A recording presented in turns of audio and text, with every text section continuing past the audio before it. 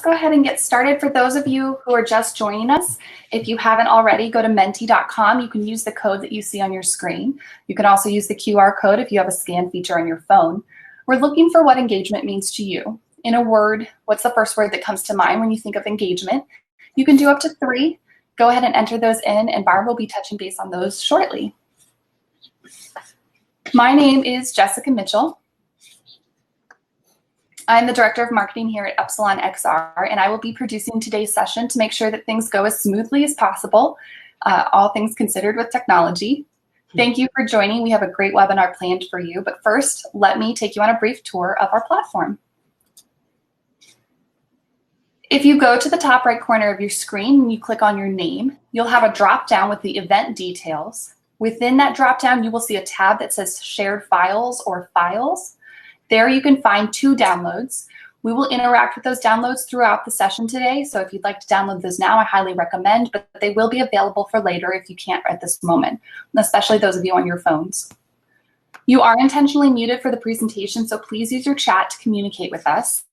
I will be doing my best to interact with everybody as they need.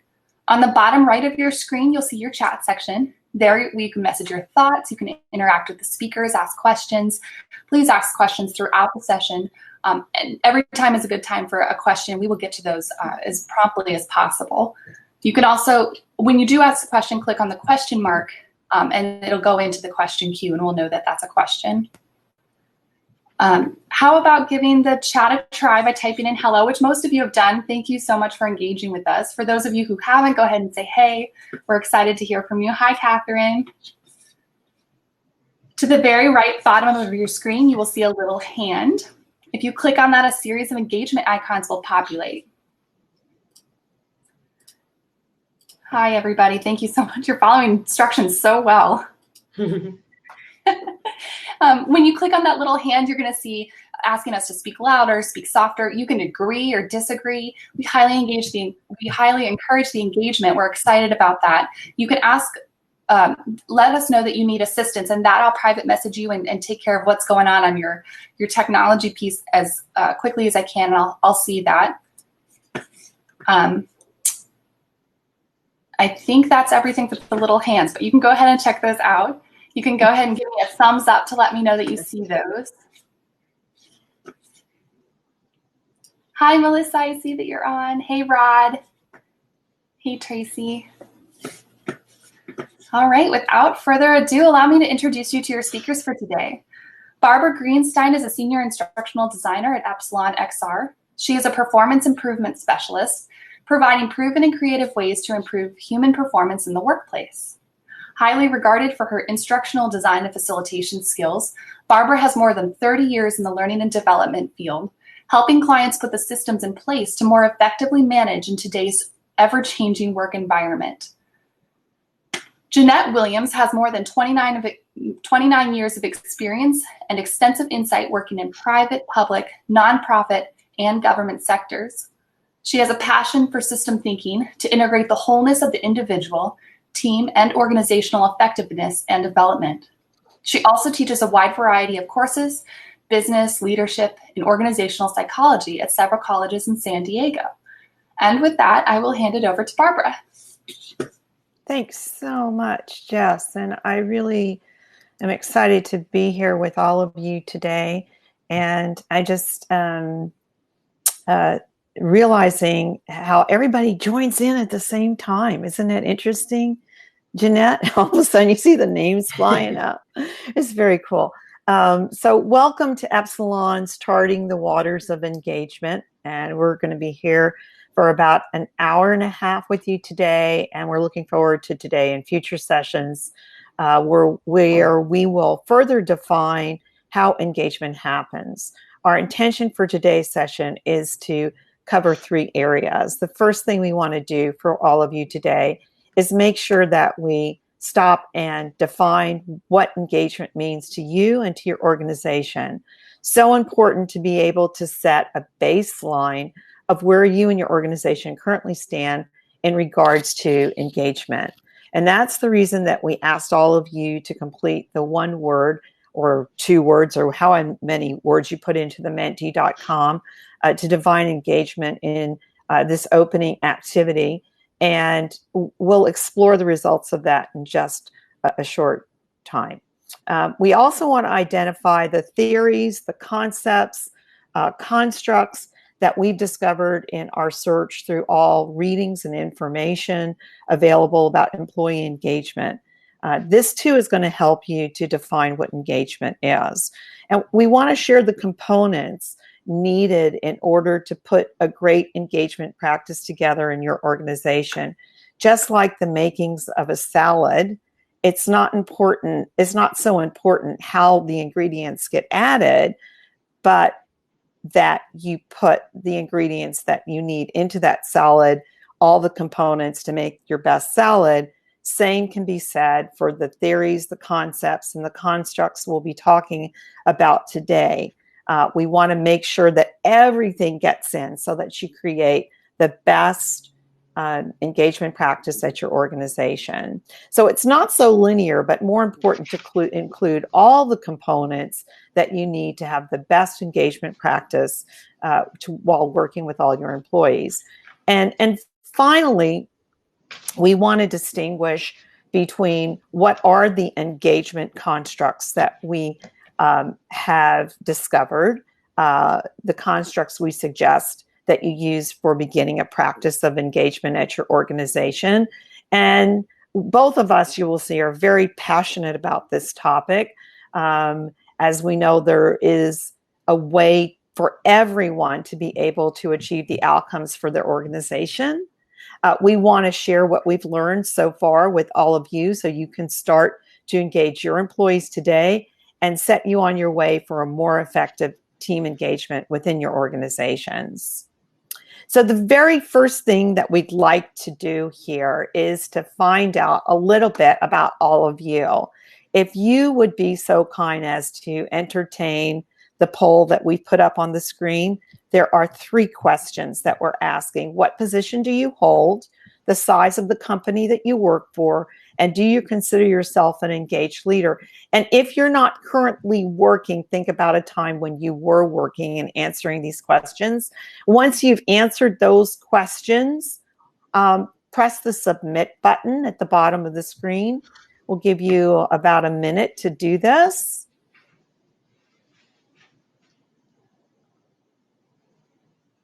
And then we'll take a look at the results.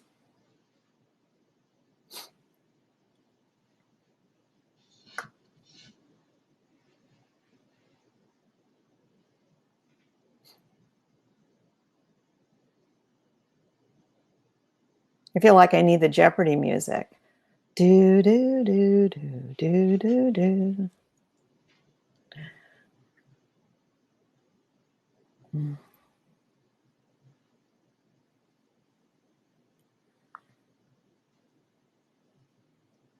Who do we got on today? Remember to hit that submit button.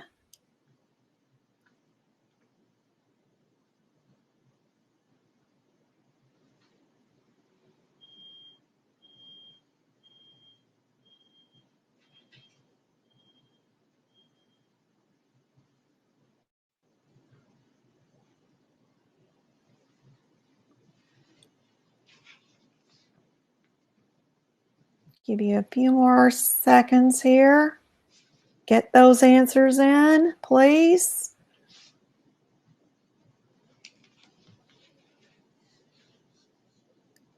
Make sure you hit the submit.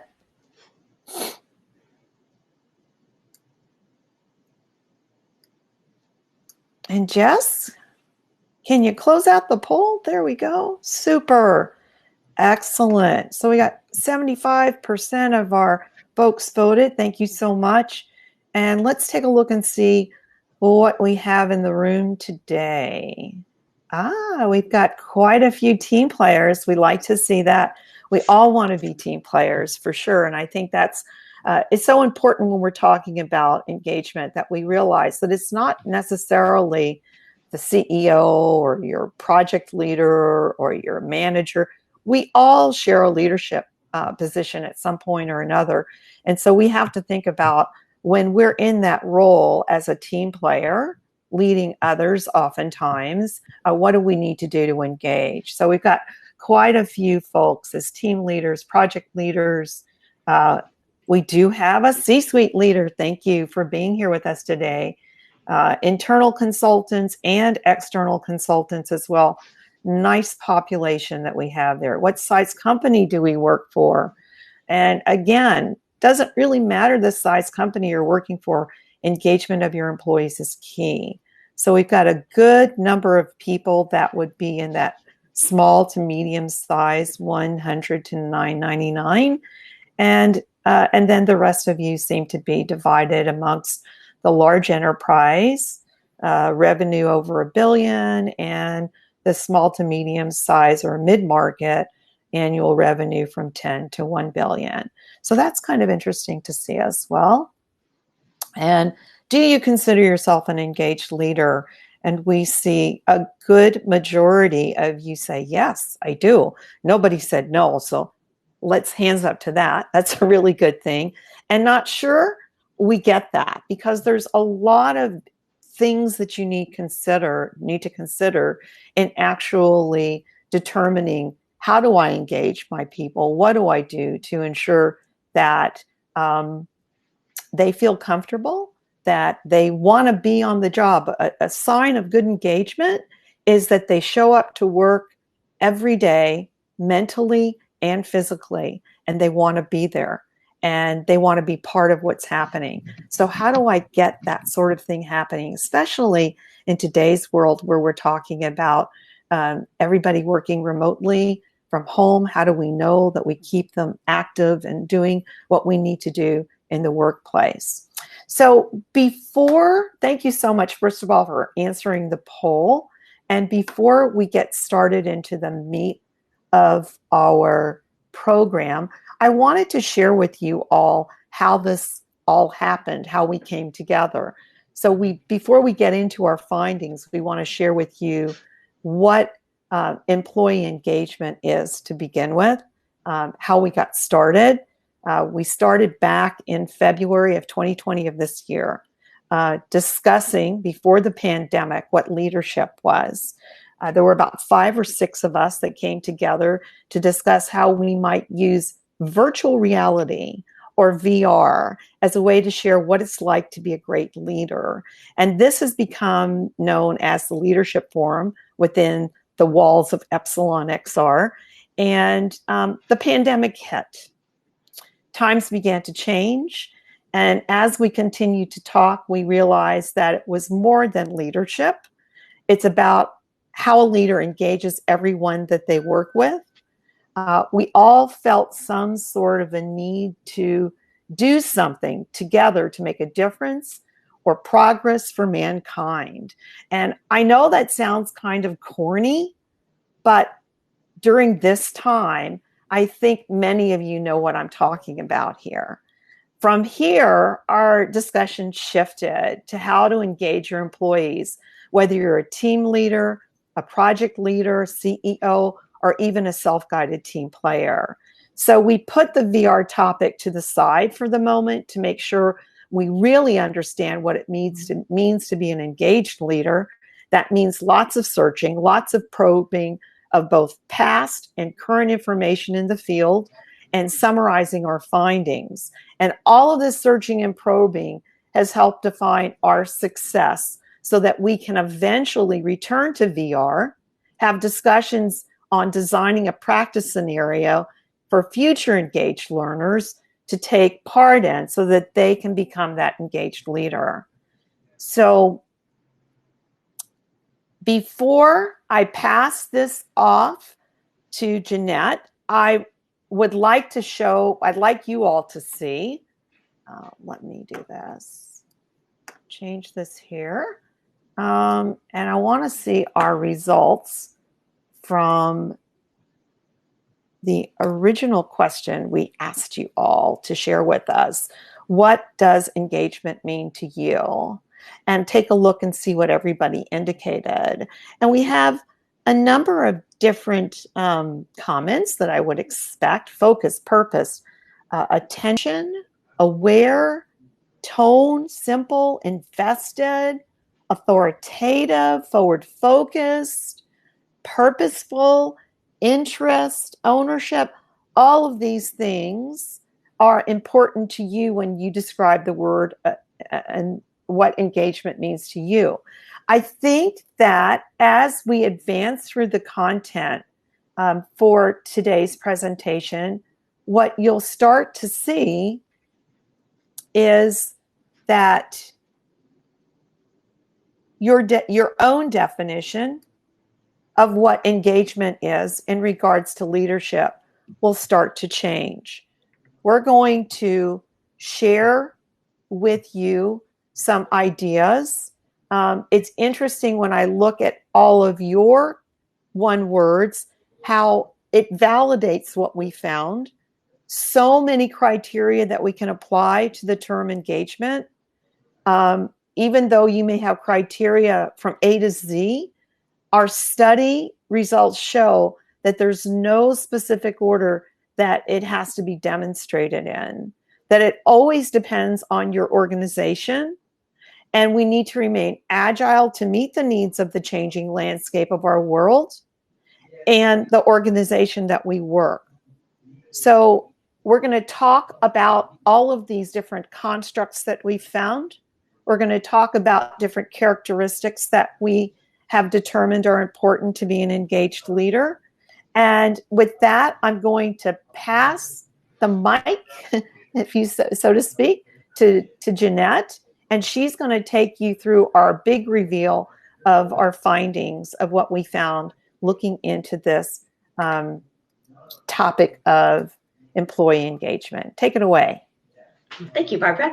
As Barbara has said in the beginning, this this is a presentation, but I really would rather it be a discussion. So to Jessica's point and Barbara's point, if there's questions, thoughts, interactions that you want to share with us about what your reaction to some of the stuff that we're sharing, would love to hear it. This is an exploration, a partnership, if you will, between Barbara, myself, Jessica, and everyone that has joined today about how do we learn, how do we become better after this webinar together? And so that being said, let me jump into why we're talking about employee engagement. We're talking about it for 3 key reasons. And the first one is that employee engagement is crucial for personnel and organizational health. The second reason is that employee engagement can actually be a catalyst for equality to bring about systemic change. And the third is that employee engagement is a complex concept of which needs constant and continuous reexamination to really define it in terms of what's happening to different people, different parts of the organization, different levels, different job titles. So that being said, let's just jump in. So keeping with the theme of the salad, because we want to stay healthy both physically and mentally, crucial for for personnel and organizational health. And let me just kind of run down some of the stuff that we learned. Academic papers, professional journals, and the Gallup poll research, extensive research from the Gallup poll, has constantly reported that employee engagement and organizational outcomes there's a strong relationship between them. And that strong relationship between those two is correlated, but the cause and the effect of that relationship is still unclear. Mix in a pandemic and the understanding of the cause and effect of that relationship becomes that much more complicated. So over the last 7 months, we have all observed a variety of extreme challenges, both for the employee and the employer. If you think about the seismic shift from in-person to now virtual work environments, that I don't know about you, but it's kind of turned my world and my workspace upside down. Multiple responsibilities and family demands has caused many to pull double duties, even triple duties, depending on your family and the generation you rest in. The lack of social outlets has left maybe a little bit more time on your hands than you've had in the before, which makes you feel a little disconnected. That being said, that has an effect on both the mental and the physical aspect of our well-being. And not only that, but just our friends and our family, and just caring for them and their well-being has been top of mind. Financial insecurity from companies have led to anxiety over layoffs, in particular reduction in hours or furloughs.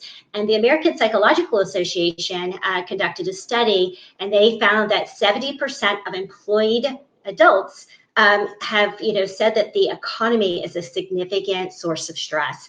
So if you're feeling a little unproductive over the last 7 months, you're not alone. The gross domestic product, which is the monetary measure of market value, since the pandemic, their latest report in August 2020 showed that we're down 31%. So it's not just maybe a company, but it's actually the whole nation and our own productivity level. Therefore, productivity levels are lower. So there's kind of an angst about how performance perception is being, taken on the other side of a Zoom call, or maybe the interactions we've had just over regular phone. So that said, we have about 30 economists that the Forbes reported said that about 2/3, their probability of 2/3 that the economy will not be back to normal until 2022 or later. So that being said, these are just a few of the new factors that must be addressed to maintain a strong relationship between employee engagement and organizational outcome, and to improve the personnel and organizational health. So employees, what we've learned is that employees are taking important steps to engage and support their employees on a day-to-day basis. There's a lot of uncertainty that's creating both pressure and anxiety about the unknowns. These unknowns have left some employers reevaluating their business. What are they going to do for the future? Not being able to be so assured of being able to keep their employees employed. With all that, fewer employers have even had the chance to step back and take a full, understanding of the new norms, the adjusted norms that have had to come into place, or the expectations that these extreme challenges has contributed to what we call employee burnout, and what McKinsey in their 2020 report calls always on. So chat us and let us know, share with us maybe some of the strategies that your organization has made to better understand or adjust to the norms and expectations of these extreme challenges. Anything that comes to mind for you?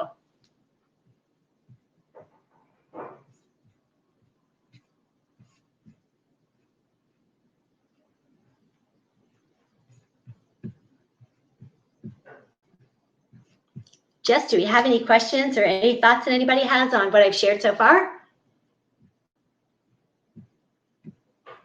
Involved, but no questions just yet. Okay, no worries. If you do, let me know, and then I can always stop as we go along. So that being said, let's talk about what the, there we go.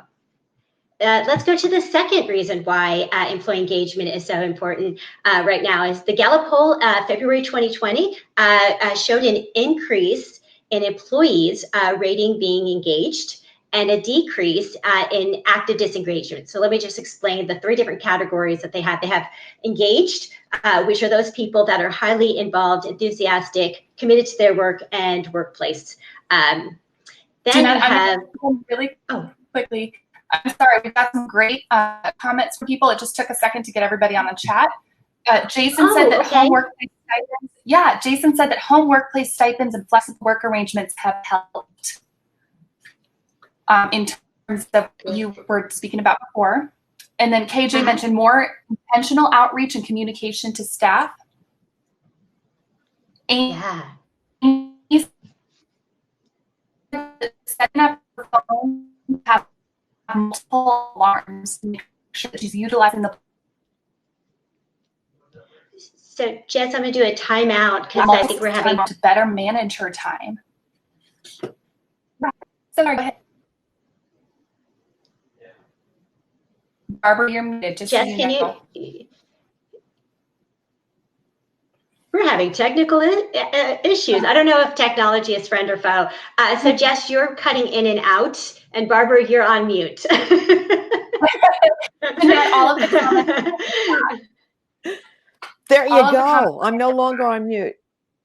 Yeah, Jess, your voice is cutting in and out. Yeah. So everybody can see on the screen. Justin said we've made our online expectations and schedule more flexible due to relocation in different time zones. Mm.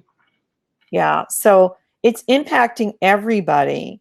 And Catherine says that, Jess, that you're freezing, but You can hear you, Janette, and you couldn't hear me because I muted myself because I'm sitting here typing little comments as Janette's talking, and I didn't want you all to hear me sitting there pecking on the keyboard. And then I completely forgot. So, you know, here's an example of technology at its finest. All right. Apologies, Janette, for interrupting. Just wanted to make sure you got those. Oh, yeah. Thank you. Yeah. And so, you know, we'll actually share, because I think it's important to learn from each other. So at the end of this webinar, when we'll send out, you know, the different things that maybe, if it's okay, we'll take the names off, but what you guys have shared, because these might be things that you might be able to implement for your company as well, because all of this is a learning journey that we're all on together. So I'm going to move on, but we can always circle back around if there's questions that come up about, you know, really the crucial part of personnel and organizational health. But moving on to the second component of why employee engagement is a process that can be used for catalysts for equality to bring about systemic change, is that the Gallup poll in 2020 showed an increase, like I was sharing about. Employee engagement can be 3 different tiers. Someone who's engaged, that's someone who's highly motivated, enthusiastic.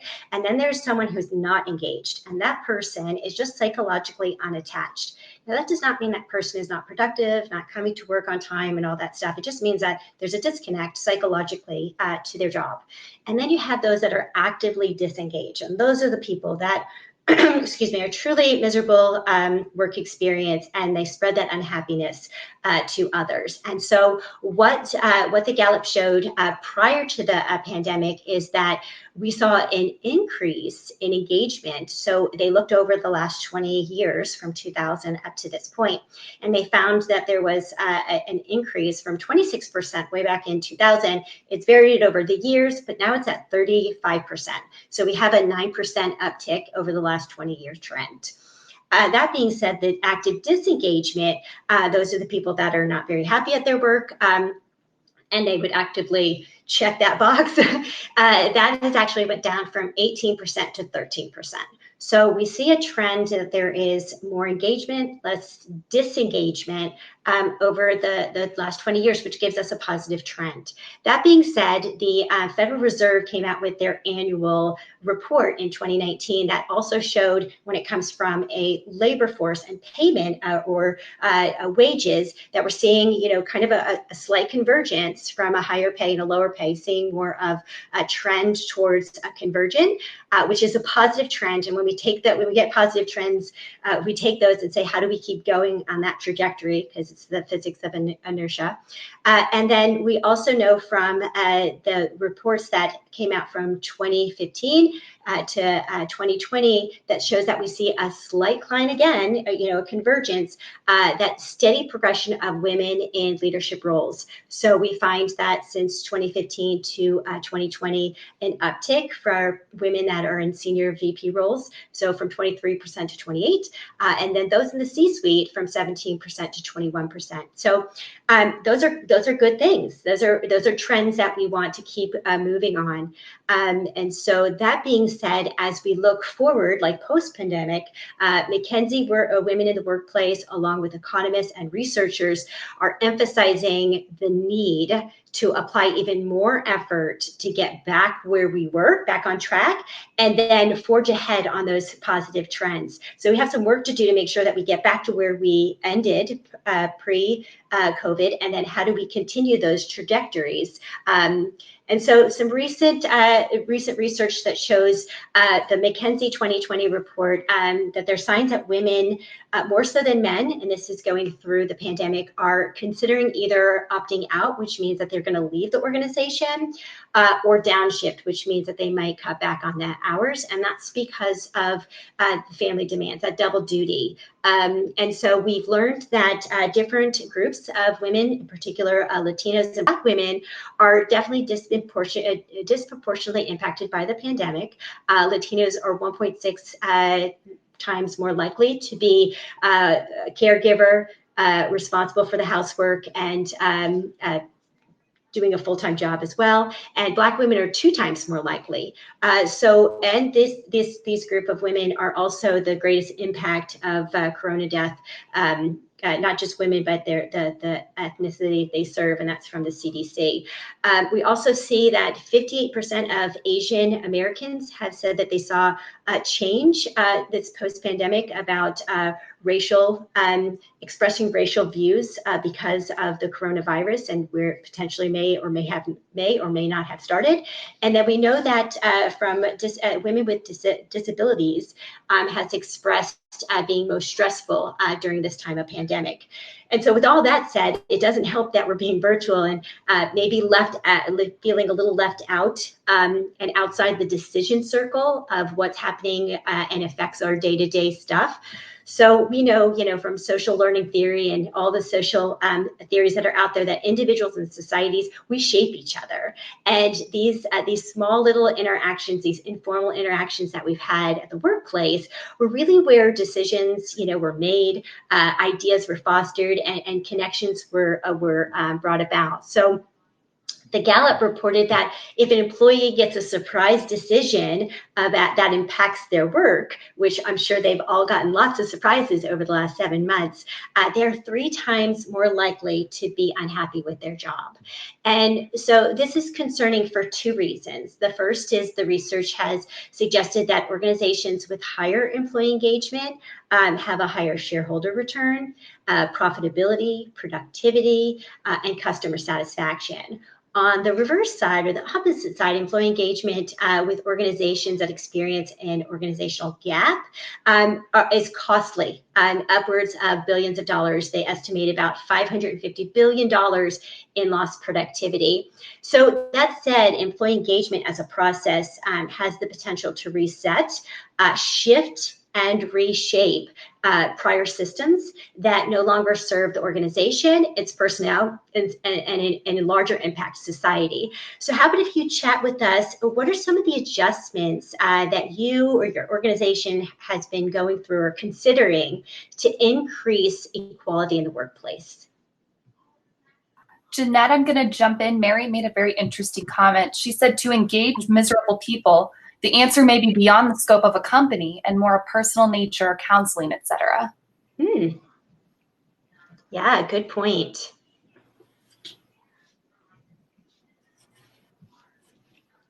What else?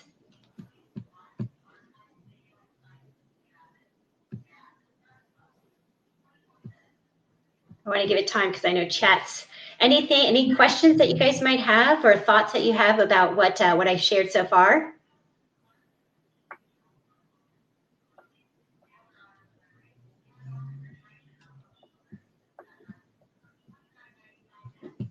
Jason says that we have set up social hours that are informal for groups to join in MS Teams throughout the day. Love this content. Good. Okay.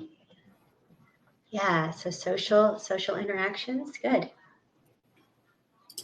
Monique says we learned that technical development is the key to engage all of our teammates, and the women needed extra help to get technical assignments. As you can see with us group, we validate that one. Gosh. Yeah. That's a great point. And going back to maybe some people that are miserable in their job and require counseling and stuff like that. I know with employee assistant program and various outlets that organizations have, definitely a viable option. So thanks for bringing that up. Justin says that we've used ongoing contests to win points based on activities we do as teams, mostly coordinated on Slack, posting pictures, videos, etc. It has been fun. Okay, good. Jason mentioned from an equity perspective, we've addressed led some of our family leave and policies on paid time off for family care. Okay. And Ann mentioned that our company is looking at remote on permanent basis and is also taking into consideration that those who want to come back to the office, even if their job doesn't require it. Monique's asked a question to Justin. What system do you use to give points?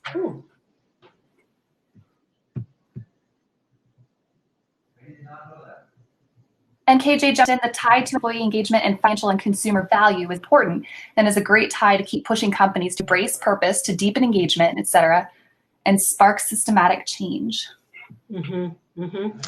Yeah, I think now more than ever, there's a stat that talks about since 2000, 54% of companies are no longer in existence. And I don't know about those of you who live in Southern California, if you enjoyed the fish taco. The original fish taco came from Rubio's, who just recently filed Chapter 11. So, things are shifting in terms of businesses and organizations really don't have that discretionary funding to let employees go, especially good employees, and how can they help them work through this? And that's where employee engagement, if we think about it and we get more into it, we'll be able to kind of unearth ways that organizations can do that in order to reduce that turnover cost and the deep knowledge that someone takes, the institutional knowledge that they take. That's priceless in and of itself. Yeah. I mean, I'm sure what we're experiencing here in California, all over the United States and elsewhere, right? Everybody is experiencing that. Things are not what they were 8 months ago, and we certainly find ourselves looking for ways to. I know for myself, finding ways to continually look to engage myself in what I'm doing. Otherwise, we just might all go crazy, right? Mm-hmm. Could be. So moving on to the third, keep the chat coming for sure. I love the comments and what we're learning from each other. The third concept or the third reason why we're talking about employee engagement is really that it's a complicated concept and it needs that continuous reevaluation. And let me explain why that is. So it kind of birthed out of the looking at the opposite of burnout. So that's how employee engagement kind of came to be. It's like, what was the opposite of burnout? And when they've done research on it, they found that these two constructs are definitely two different constructs, and they're not the opposite or the opposite of each other. But that being said, employee engagement has had many names, all of which is pointing to the same thing. It might be employee opinion, work or workforce engagement, job engagement, employee engagement. So to be honest, the research is kind of conflicted on, what to even call this, because we've called it several things, and what is the true definition of employee engagement, because it seems like it's being defined depending on the person who's putting forth the engagement. Not only that, but there's not a general theoretical accepted theory or model that says employee engagement, this is what it is. So being that there's not necessarily this, grassroots theory of which to use employee engagement, you have a lot of, I don't want to say misguided, but there's a lot of private interpretation of what it is, and it starts to shape into something it's not, based on iterations that might be passed down from one person to the next. They might inherit what employee engagement was at your organization. So that being said, what we do know about employee engagement is that that engagement is a preventative care. It's preventative maintenance for burnout. So if you think about it from Maslock, she's doing remarkable work up at the center up at Berkeley around, human interaction in organizations. And she continues to work through this burnout and be, that once you think about it in the terms of how do we not even get there, that's where the engagement comes in. How do we prevent burnout from happening? And when you start to think about it at that lens, now it takes more of an active role about burnout as opposed to waiting until burnout and then deal with it thereafter. So like I said, although the study said that, that these are two different constructs, they're very closely related because one can help prevent the other. So the interesting thing about employee engagement is it's actually an individual construct, but it affects the whole. It's not an isolated one person. As I said before, someone who's miserable in their job, it affects everyone around them. And so it's not that it's just an isolated thing. It affects the organization. Each level of the organization will need maybe a different engagement than the next. So not all engagement has to be happening at the same level or in the same way. And so if you think about it as an individual, we're thinking about the forest and we're thinking about the trees, and not losing the trees because we're just focused on the forest, which is a lot of organizational employee engagement models that are out there. They're just focused on the whole, instead of the nuances that happen within what kind of engagement do you want from your employees? What level of resources and stuff as we get into the definition of what it is. But it's a bilateral relationship between the employee and the organization of what engagement looks like for that person based on the job description, job role. And so this goes back to the equity theory of John Stacey Adams way back in the day that talks about the role of fairness in motivation. And it really depends on the comparison a person has or makes with his or her reward. So it might not look the same at every level of the organization. So that's a complex way of thinking about employee engagement. It's not just we're going to engage in one way and that's for the whole organization. It might look different based on job description, location, and what their different parts of the organization that they're responsible for. So employee engagement, if you think of it, is this really big umbrella for many different concepts, and I'll say job attitudes, which we're going to talk about here in a moment, as well as the engagement construct. So it's a big umbrella of which, when we unpack it, we start to look at it. These job attitude and constructs, they're all interrelated, and so. Since little research is really showing this cause and effect of all these interrelated concepts and attitudes, it leads to, like I said, private interpretation and also misinterpretation of what employee engagement is and how to really leverage it fundamentally. And so even more so, what's challenging about this is that most organizations aren't teaching or providing the necessary understanding to the managers and leaders and those within the organization how to really get a dynamic workforce to be engaged. So, we're kind of not giving the proper tools to the right people who foster what engagement is, and that can be challenging. So I'd love, chat to us, maybe what are some of the things that you would say, what would you call employee engagement? Barbara, you're so smart, and can you chat with that, how you use them? Did you know I was going to say that? Love to hear from you. This is good stuff.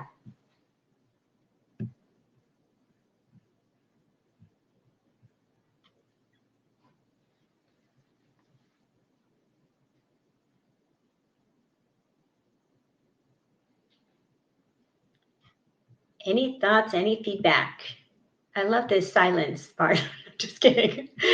I want to talk to you all.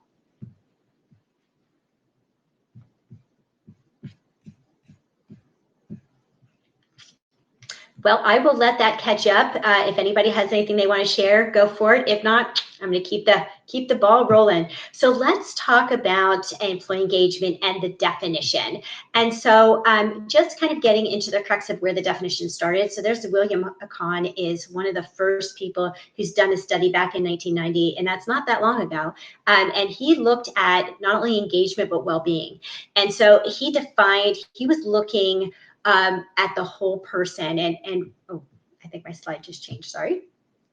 He was looking at the whole person. And so his definition is really this organizational thing. So it's everything, but the individual of each person within that and their work role and engagement and people employed and express themselves physically, cognitively, and emotionally during role performance. And so it kind of goes back to the hand, heart, head, or the ABCs of a person, like the whole totality of who they are as a person.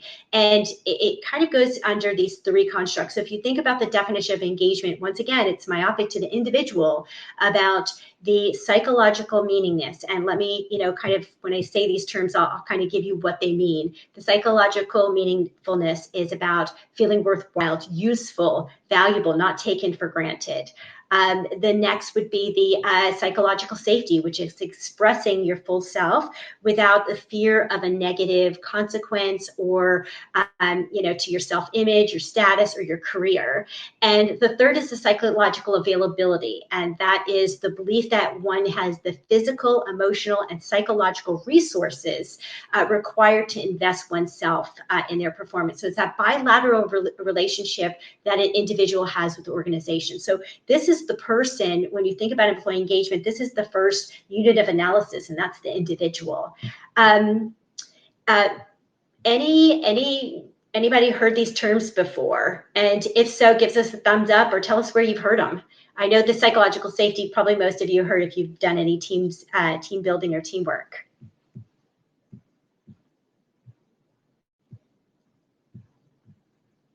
Experience is a great term that I think brings employee engagement up a notch and elevates the employee to be as important as the consumer, client, customer. How do we treat and engage our employees from one day to alum status? What is their experience and journey, and how do we support them at every stage? So Jessica, you cut in midway. Sorry. These are all in the chat if you want to read them. Okay, you bet. Let me get over there. Remarking that employee experience is a great term and thinks that employee engagement, it brings employee engagement up a notch. Yeah. So when we start to think in terms of the individual, like I had mentioned, you're starting to create an importance where the importance should be, and that's the employee engagement is in fact an individual construct. So thinking about that, but thinking about how to get employees to be engaged, because the engagement increases engagement. Same thing was true. Disengagement increases disengagement. So you want to get that in your corner, if you will. So this is the foundation of where the definition should be. If you think about employee engagement, it's the whole person that we want to engage. And that gets back to that equality part. It gets back to that health of the organization for the organization itself, as well as the personnel. Janette, before you move on, Jamie's asked, do you mind repeating the definition of each of the 3 psychological areas? Yeah, you bet. So when it comes to the psychological meaningfulness, that's the feeling of worthwhile, feeling useful in your job, that you're valuable and that you're not taken for granted. So, if we distill it down, it's appreciation. Like feel like you show up and you are, you're needed. And you're not expendable. The psychological safety goes hand in hand with Amy Edmonds' work out of Harvard about psychological safety. And that's just that being able to express oneself in a way that you don't fear that you're going to get negative consequences, about one's image, your status, your career, because you're just being your authentic self. And the psychological availability, is the belief that one has that the physical, emotional, and psychological resources required for them to invest, like they're going to get something in return. I'm going to invest and someone's going to invest in me, that they're able to perform their role. Janette, Monique has a great question. These all seem very important, but how do we operationalize these? Exactly. Great point. And so we're going to get there, Monique. So thank you for leading us in this path, because it's not necessarily, and this is where it gets challenging because we love to operationalize everything. This is a mindset about how we want our employees to show up, and what kind of creating a place and space for this to happen. So operational, we'll get there, but this is also sitting in this place of the whole self, us being able to be our whole self as leaders or team leaders or C-suite or internal, external consultants, and allowing and creating that place. And that is, it's tough because we want to quantify everything right away. And I'm all numbers kind of people, so we'll get there. But I love where you're going with this. But when you think of it, this is a thought process as well, a mindset, a mind shift. Good. So I'm going to move on for the sake of time. So now we're getting into we're adding on another layer of complexity when we talk about employee engagement. And I want you to think about this we don't get rid of one for the other. They are all together. So, Barb and I, we were thinking charting the waters of engagement. I'm an ex-coastie, so I'm all about water, all about boats. And so I want you to think about rising tide floats all boats. And so everything that we're talking about is an elevation or continuation of everything happening together. Once again, we're talking about interrelatability of everything that we're talking about. And so what we're adding to this unit of analysis of the person, now we're starting to add the environment around them. And that's job satisfaction. And that's talking about how someone's attitude towards their job, their outlook, their satisfaction, employee satisfaction via a synonym for it. It's the same concept about their satisfaction of what they're doing as a job. Organizational commitment. So this is where the emotional attachment one has with the organization. Then we get into job involvement, and that's to the degree one identifies themselves with their organization. The fourth one is well-being, and we'll talk about that in detail because that's a big one, and that's the whole person. So I want you to think whole person, how we as an organization surround that person, and then job demand and resource. So all of these, and job demand and resource has to do with perceived work conditions, resources that they have or lack of resources that they have, as well as hinder versus challenging. And what I mean by that is hinder meaning things that are just roadblocks or structural or system obstacles, versus challenging, which things are challenging of a nature, but still doable, still workable. So what are, Barb, you might be chatting, but I'd love to know, what is your organization doing around any one of these particular attitudes, whether it be resources or well-being or organizational commitment, anything that you guys are thinking about or working through over the last 7 months or so. Janette, I just put up what you were talking about with these 5 pieces and the definition of them in case somebody wants to get that. Oh, thank you. And while people are contributing to the chat, Betsy posted a little bit earlier. She said she feels like psychological safety is so key in the workforce as well as within our greater lives. For better or for worse, these external factors, as discussed, greatly impact productivity. One of the things we keep addressing are things like food insecurity among employees, as well as personalized engagement strategies.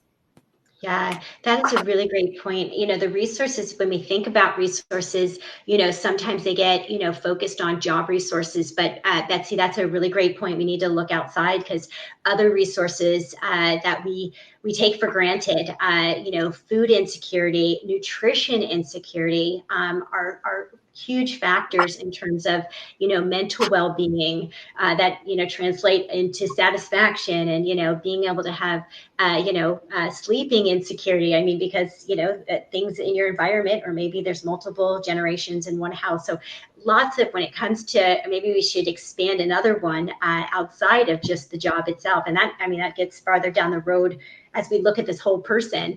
But really great point. Thank you for sharing. Yeah, psychological safety, it all starts with establishing this trust. And that gets back when we were talking about the equality, part of it. It's that bilateral understanding or agreement when someone engages with their organization that I'm going to do my best in this commitment, and the organization is going to do their best in that commitment. And how does that relationship foster? So really great point. Thanks for sharing.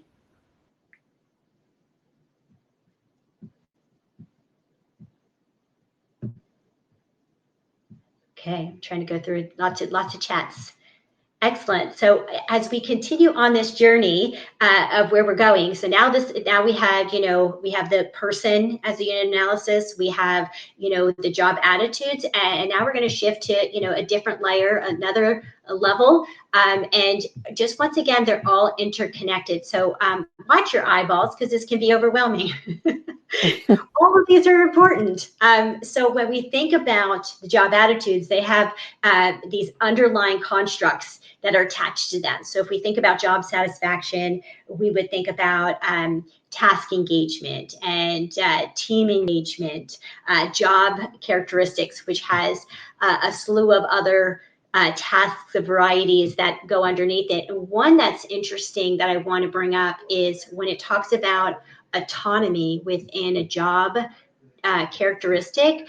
I just was reading a really great article from the Journal of Applied Psychology, and they just finished a 20-year-long study, so the longitudinal study, and they found that that job demands when it's an increase of a job demand is the likelihood of death via poor health when the job control, the cognitive ability, they just have none. And so we are finding that, what we think are these employee engagement constructs have detrimental effects, or could have potentially positive effects on someone's well-being many years down the road. So this isn't just about how do we engage our employees today. That's one aspect, but we have to think about all the way downstream. How do we keep people healthy? Because although they're not working in your organization, they're still part of society. So we're thinking about this from a total perspective. This isn't just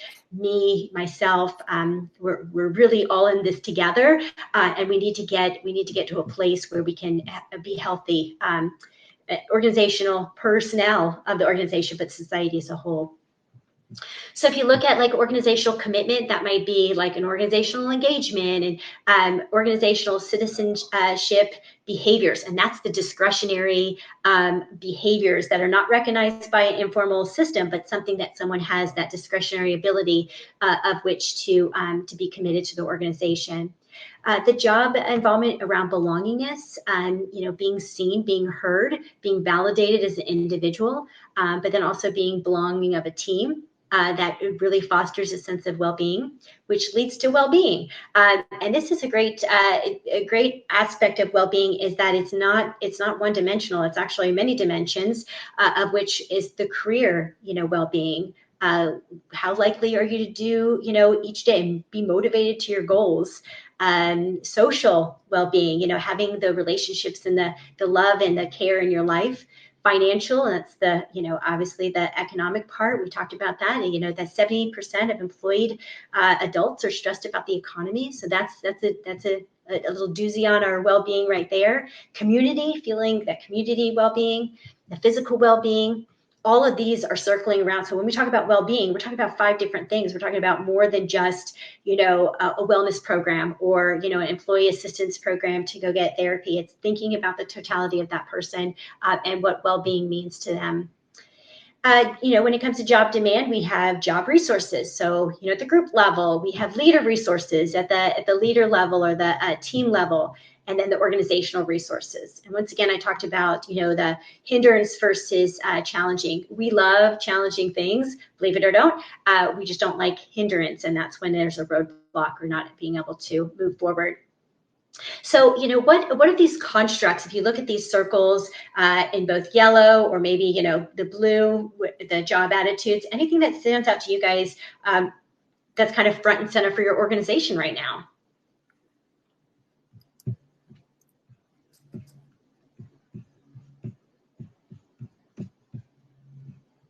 Now I need the Jeopardy thing. Da-na-na-na.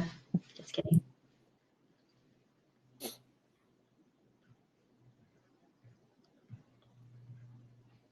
Thanks, KJ. Well, don't fret. Oh, yeah.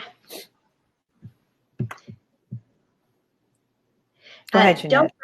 Don't fret if there's any questions that you haven't asked yet, or you're holding at, you're kind of thinking about. We're gonna, take you guys off mute here in a little bit and have a dialogue, which I think I prefer much better. I feel like I'm talking to myself, which isn't uncommon, by the way.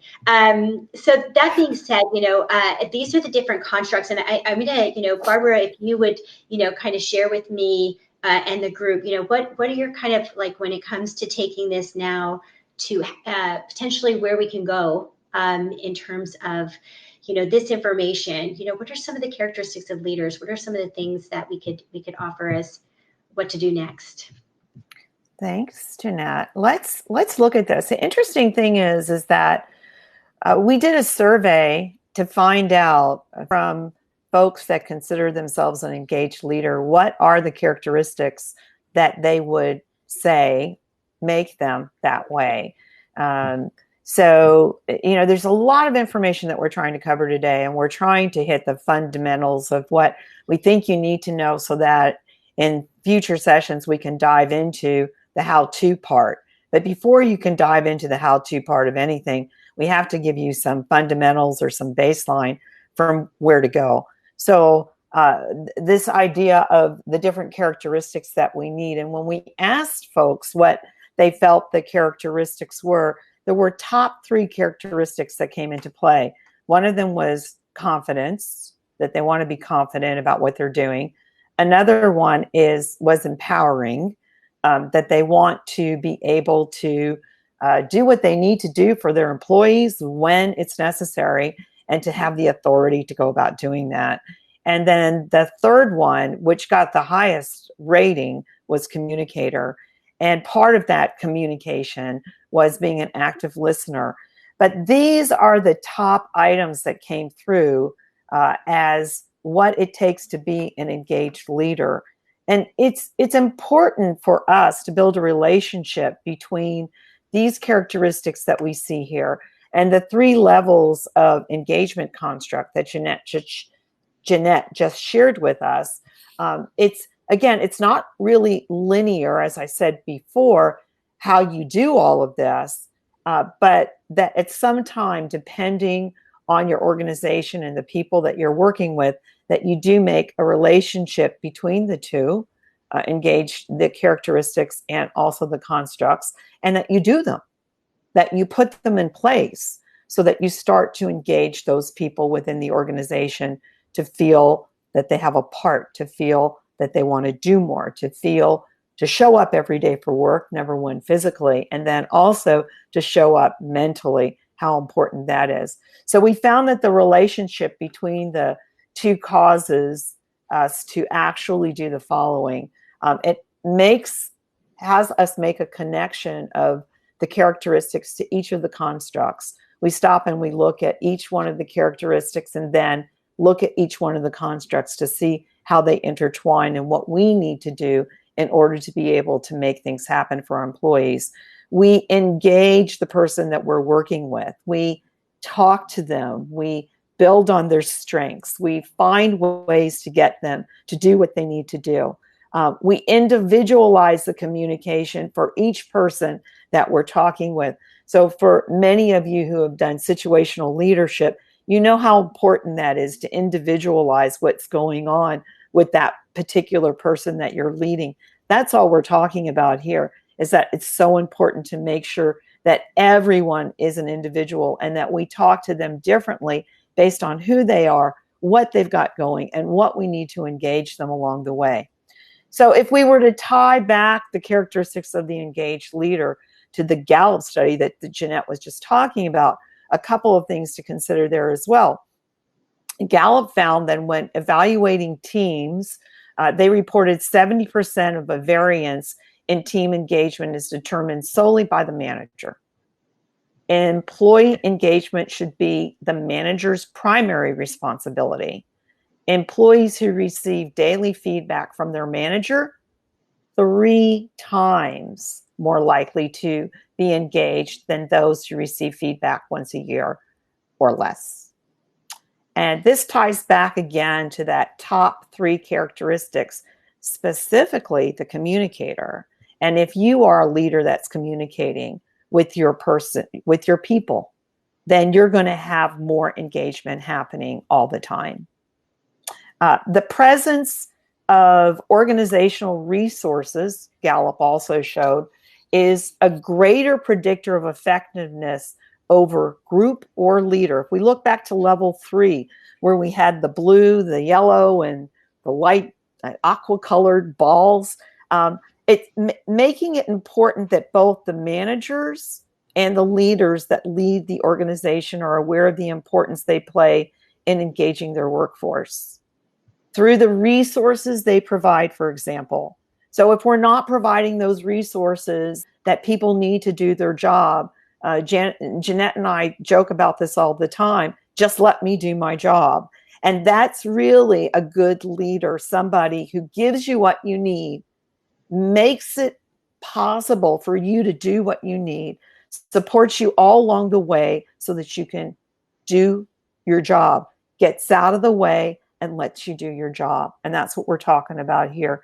Another Gallup study with Deepak Chopra, the wellworld.org organization, 3 things that they showed. If your boss knows you, but has very little interaction with you, you're 40% likely to be actively disengaged, meaning you're unhappy and make others unhappy.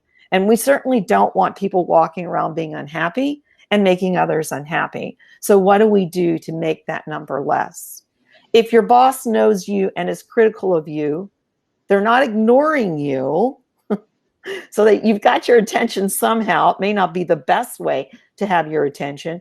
Your active disengagement decreases to 28 to 22%. And if your boss knows you and notices at least one of your strengths, your active disengagement decreases to less than 1%. And these, again, tie right back to that communicator. And so important for us as a leader to be able to communicate with our employees. So we can see the importance of having a leader that engages us all the time. Want to give you an opportunity again. And before I go here, I see a bunch of stuff was written. And let me just take a look. Oh, that was my Jess. Thank you. She took over my role. I love that.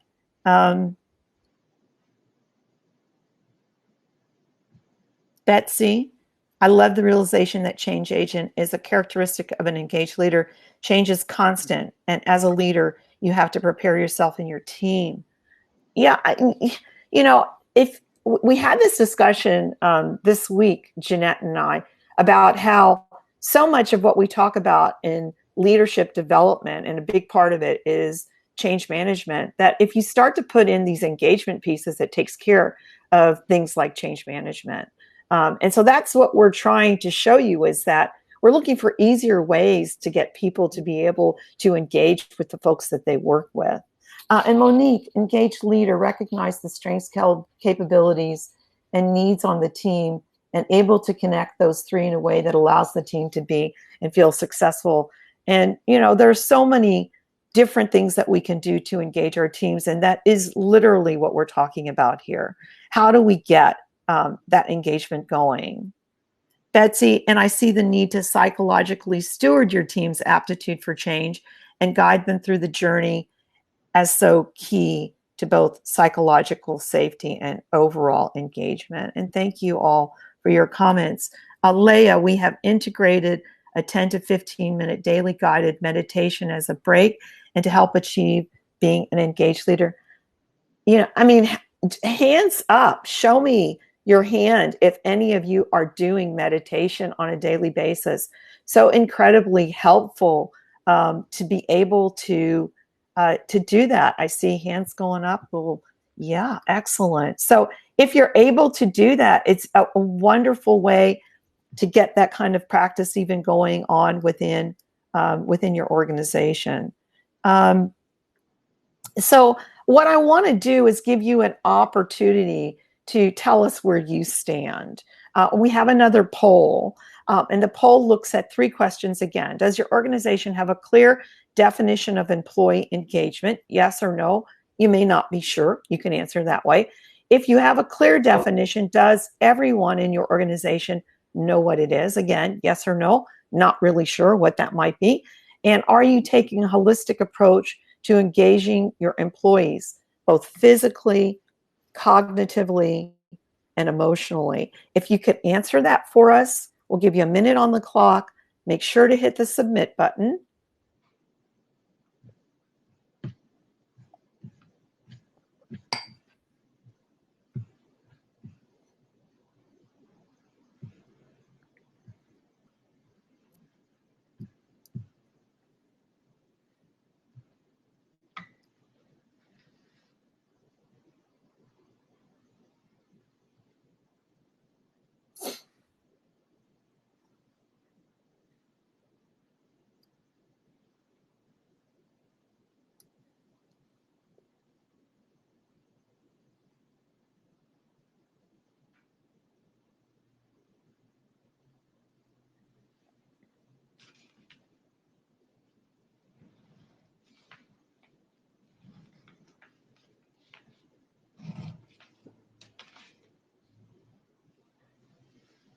I'll give you a couple more seconds to answer that.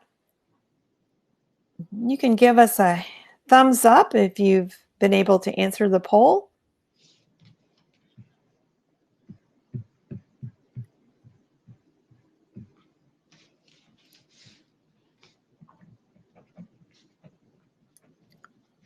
And Jess, if you can show us our results. Excellent. So, isn't that interesting? So it appears that some of you aren't sure if there's a clear definition of engagement.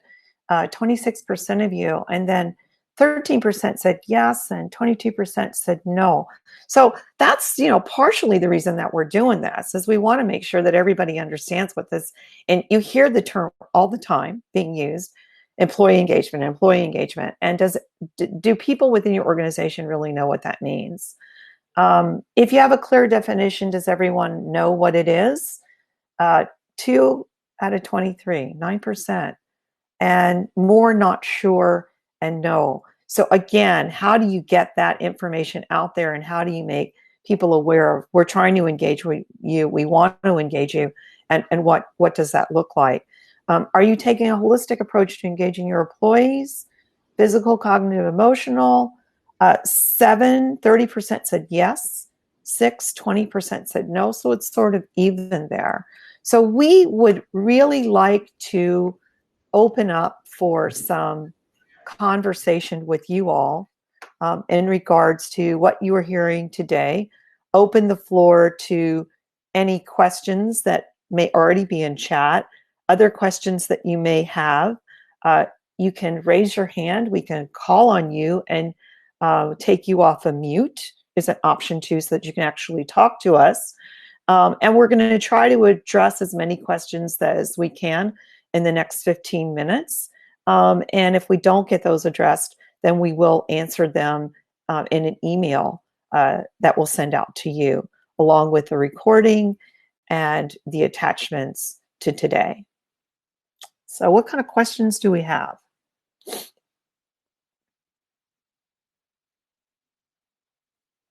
Gosh, I hope I was off mute for that whole thing. Well, Barbara, going back to something you said, just real quick to add on is, when we talk about, the engagement part, change management, and, how do we go about, and when we even just took the poll about the definition, and what I find when I work with organizations is that the group of people that are trying to be the initiative of the change or the initiative of the engagement are clear on what they think the engagement is and what we want to change and all that stuff. And we know from work, that from Peter Segay and also from big gurus that have looked at this, the decision that we make isn't made until everyone knows who will be affected by it. And so if they don't know what the definition is, you see what, the saying is, you see what you want to see in something. And so helping people know what the definition is, or helping them know what you're working on, actually increases their ability to see the work that you're doing. So although that you might be taking a holistic point of view, the employees might not feel that. And that's simply because they're not looking for it. And some of the times it might be, I think Kathy was the one who put in there, psychological safety is about the trust, really at the core of it. So help make those connections, that trust.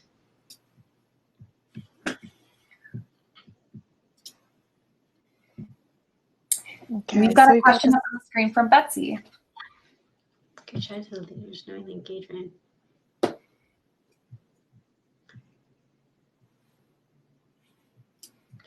Yeah, what I'm finding for bringing engagement to life on the front lines is to understand from their perspective what are their needs. And what is it that would help them do their job better? Because their job has kind of shifted to some degree, especially during the pandemic. So what we thought were their needs, what we thought they, it might have changed. And so checking in, it's amazing how that when we go back to that communicator part of a leader, just understanding, are we meeting your needs? Are there things? There's a great book, The Question Behind the Question. How can I help you do your job better? Would be one of those questions behind the question, to figure out if there's things that have shifted in their work, just as a whole, or shift the way that they go about doing their work, that might not be salient, or they might just be doing it as workarounds, which isn't, necessarily the best way, because as the organization's moving in this path and they're doing workarounds, kind of undermines what the work is. So I think really to engage them is to understand, and that goes back to that empathy part of a leader, understanding what it is that they're going through, and has the work remained the same? If it hasn't, how's it changed? And then what are those things that they would need to pivot or shift to do their job just as good as they did pre-pandemic? And I think it's so important. So I work remotely a lot as an independent contractor. I've been working remotely for the last 25 years, and I've realized I didn't need a pandemic to teach this, because for those of us who work this way, we kind of know that there are certain things that you need in order to be able to keep yourself engaged. I can't tell you the number of conversations that I've had with people who went on their own and had to go back into a workplace and work in an office because they would go off and watch Oprah and eat bonbons during the day and not do their work because they couldn't focus and concentrate on things that they need to do in order to set up a home office and work the way that you need to. So, maybe that's part of the discussion too, when you're talking with remote employees, that you help guide them through. I just read something about this, or saw something about this on the news, about how to guide your folks who are now working from home so that they feel more comfortable, how to coach them through what their office needs to look like, what needs to be in place. How do they set up a precedent on a daily basis for getting dressed, doing what they would do normally, not getting in the car and driving, but driving themselves into the seat in their office and then starting their day's work. And then also setting boundaries for themselves so that they're not always on their computer, but at some point the office closes, the door closes, and they go off and they have time with their family. And so there needs to be things like that, I think, too, in place, Janette, that psychological safety net that we set up for ourselves that is completely different from working in an office environment, because now we're no longer in an office environment. We're sitting remotely at a computer. So, I have a great environment myself. I work part-time for Epsilon Systems. I have a fabulous boss. I am in touch with him regularly. This is out to Jeff. Kudos to Jeff, because he is an engaged leader and he does keep us all involved in what's going on and what do we need to do in order to be able to keep our company successful, even in these times that are trying. So I happen to be very lucky to have that behind me, this person who is always there knocking on the door, so to speak, and saying, okay, what can we do to keep you engaged today? And I know that Jess can attest to that as well. Absolutely. So the communication aspect that I was talking about, the characteristics of an engaged leader, so fundamental, so important to have that continuous communication going on with your employees.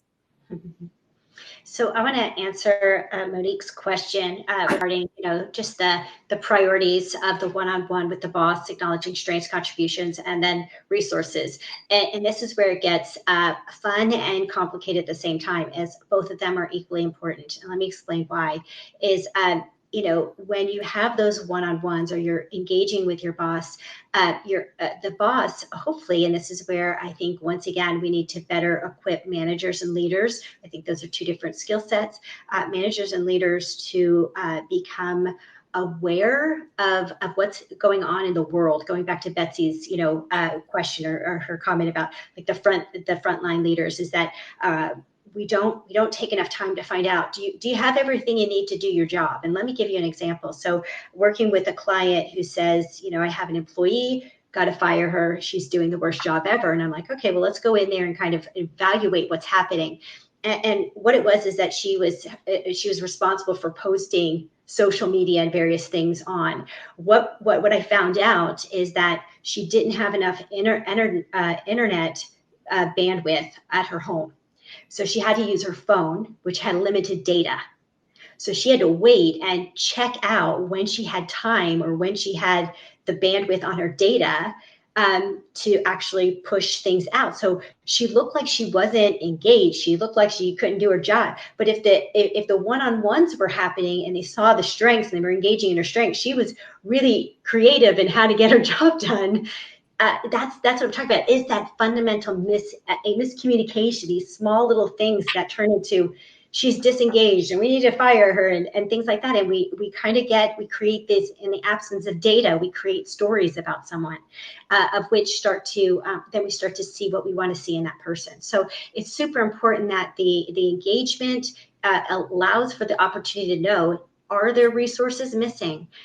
Is there a commitment level that we need to make, the organization needs to make, and you need to make? Maybe we need to recharter the relationship.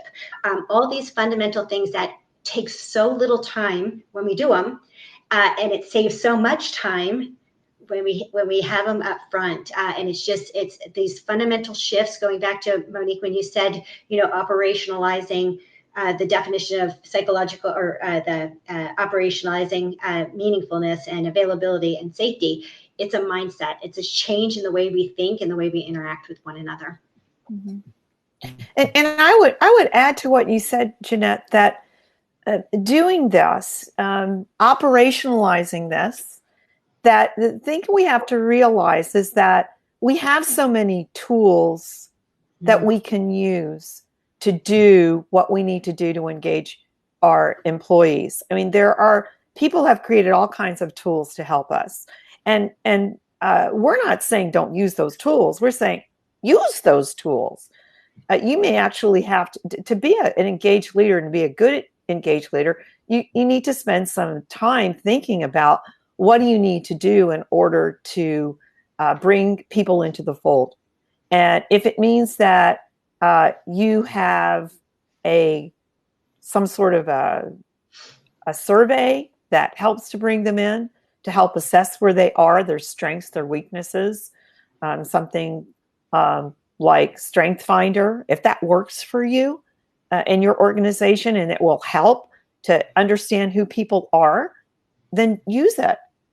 If I'm a performance consultant, I use the HPI model daily to help my clients to understand that there are things that we need to provide for our employees at all times in order for them to be able to do what they need to do. Use those models, use those tools, and think about those different constructs that we talked about. And for each of those different constructs that we talked about, for each of those bubbles, what could you use there to engage those employees? A big part of what we found is the importance of chartering with your teams, and not just chartering the first time you join as a team, but chartering throughout its life. So continually doing updates so that people understand what's the mission, what's the strategy, where are we going, how are we doing this today? Sam just joined the team. This is who Sam is. Let's make sure everybody knows what Sam needs in going forward. So important. I always say this about performance consulting and the models that I use in performance consulting. It's not rocket science. It really isn't. It's just a matter of doing it and knowing what you have, knowing what your resources are, knowing what your tools are, knowing what it takes to be that engaged leader, and then actually putting those things in place for yourself. Janette? Well said. I was looking through. I don't see any other questions. Is there any comments or thoughts as we kind of get towards wrapping up?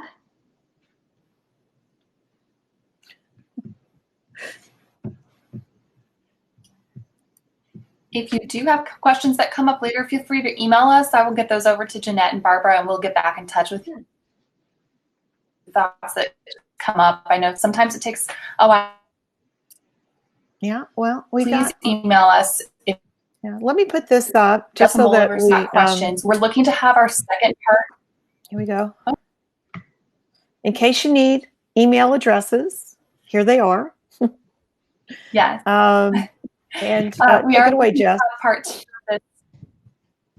two of this tentatively December 9th, and we will send information about that as soon as we have it. Yes, Diane, we do have this recorded, and so I can send a copy of this to you.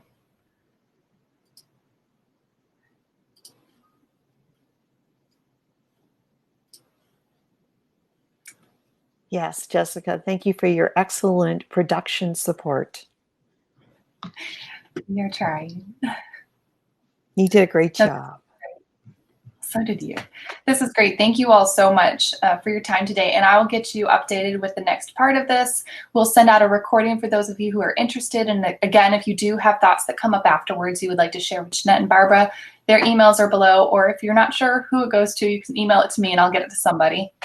I did want to share what part 2 is and what part 3 is just briefly. So in case people had an idea, part 2, we're going to get into talking about what you need to put in place. A lot of questions today about operationalizing. So in part 2, we're going to talk more about what you need to put in place in your organization in order to get your engagement practice happening. We're going to dive deeper into how to engage those employees and how to avoid that disengagement with your employees. And then part 3, we're going to discuss how to take a step further, how to positively impact your teams using the constructs that we defined today. So we're going to venture into more deeper discussion in 2 and 3. Our hope is to get you all involved more in 2 and 3. Possibility of case study kind of discussions going on there, because we want you all to start to feel comfortable with it and ideally take some of this back to your organizations and start doing some of it. A lot of info to digest. I agree. We'll hang out here for a couple more minutes. You feel free to leave if you have to, or you can hop on, raise your hand, and I'll unmute you so that you can engage with Barbara and Janette.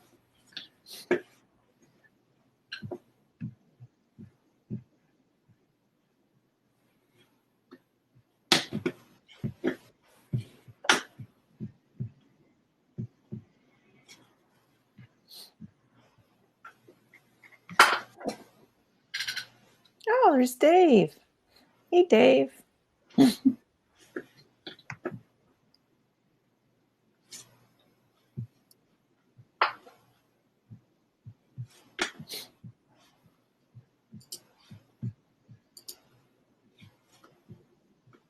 I'm excited about part 2.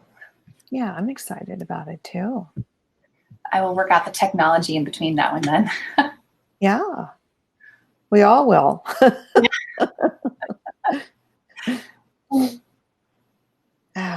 I did see that there was a question on there about somebody asked if we had another way to dial in. I don't think we do. I looked at that on, if you click on the event board. Yeah. You can click into event ID. So there must be a phone number somewhere and I will figure that out for next time. But Jamie was able to get in. I worked with him offline and was able to get in.